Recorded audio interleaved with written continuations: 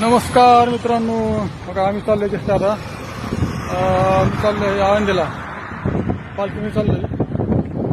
गाडी ती पाहुण्याची गाडी ती आमच्या थांबले वाट बघत. आता हे पाटसमध्ये बघा गाडी आली. बघा हीच गाडी.